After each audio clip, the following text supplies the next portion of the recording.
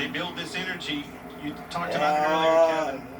First time any of these guys have felt all 40 cars being out there. A lot more speed, a lot more, the pushing, everything, all the runs, the blocks, everything happens a lot faster when everybody's out.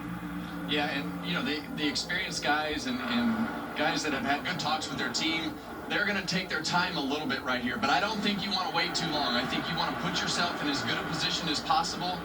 If you're at the front half of this field, if you're at the second half of this field, you're going to immediately go into how much fuel can I save, because the guys up front are the ones that have the track position, and you're not going to get it. So you might as well start trying to accomplish something in the second half of this field. Now, 10 drivers had to start at the rear due to either unapproved adjustments, backup, changes.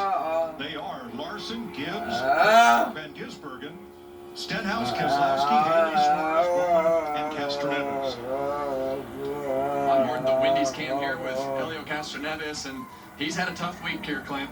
He has, but he's back out there. Those guys did a whale of a job rebuilding that car. That is not a backup car. They completely rebuilt, new front clip. I mean, that thing from front to rear is a brand new race car. These guys did a good job getting him back.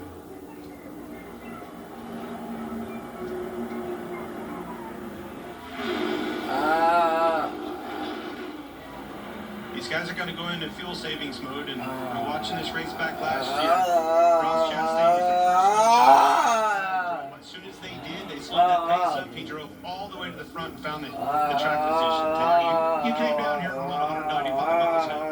Why are you saving gas? Because you came down here to get a trophy, and that happens at the end of the race. How do you get to the end of the race? Right here in fuel savings mode. Yeah, and you see right here, you know, you're running 50-60% throttle. A lot of times, you know, you'll be able to trail that throttle back to 50% down the straightaway. But what's going to happen here is, at some point, these guys in the second half of the field are going to get frustrated, and then they're going to say, okay, I'm going to take advantage of these guys while they're trying to save fuel, and I'm going to get some track position. So you're going to see that game start to be played at some point. But the ultimate goal in this situation is, how do I make the shortest pit stop? Tell me why you wouldn't go to the front and lead this pack right now. I think you have to somewhat stay in that fuel window with everybody else. How do you do that better than because, well, if you use more fuel at the beginning of this race and have to make a longer pit stop, you're going to lose the track position anyway. And when you're back there in the back, that draft, that magnificent draft that all these 40 cars push, that that Larry showed you with the Toyota cutaway car, that enables those guys in the back to use less fuel because they're just literally pulled along in that airflow. Yeah, and this is not easy. I think as drivers, you have a lot of responsibility, and your teams have to see the savings and the things that are going on. But in the middle of the pack especially, you start to get that accordion. You know, if you're not paying attention, you can run into the back of somebody pretty easy. Leaders off the spoiler cam of William Byron, Chase Briscoe alongside. Chevy and Toyota. Byron, last year's winner of the 500 in a backup car.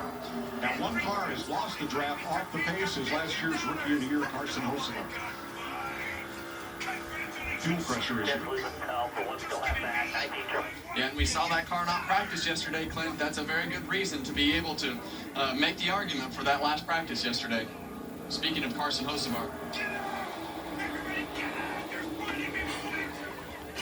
Larry Mack.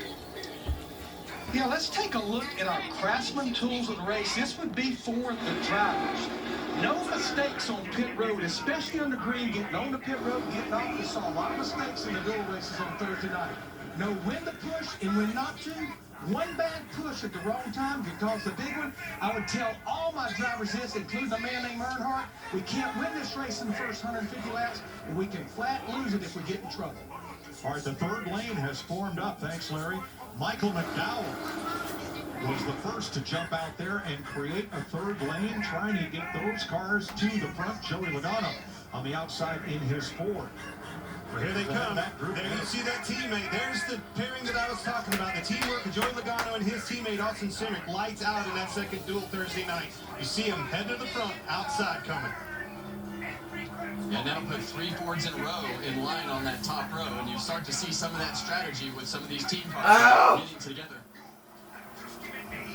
6 laps complete in the Daytona 500. William Byron, your leader. As we take you, Fox, side by side.